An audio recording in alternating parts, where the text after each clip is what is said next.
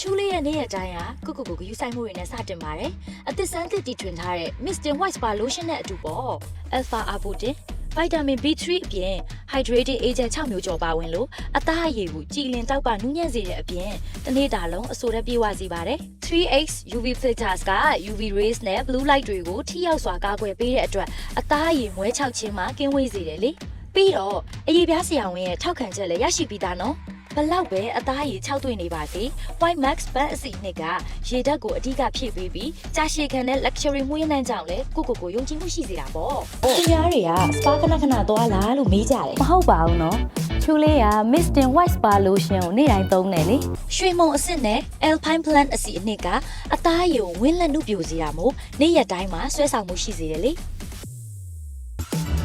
Vitamin C အားနည်းတင်တဲ့အစပေါင်း6000ပိုကောင်းတဲ့တဘာဝ Astaxanthin ကအရည်ပြား cell တွေကိုအားဖြည့်ပေးတဲ့အတွက်ပိုးသားလေးလိုနူးညံ့ချောမွေ့ရဲ့အသားရည်ကိုပိုင်ဆိုင်စေတယ်လေ Mr. White Spa Lotion ရှိုံနဲ့ spa သွားစရာမလိုပဲကြည်လင်တောက်ပတဲ့အသားရည်ကိုပိုင်ဆိုင်နိုင်ပါပြီ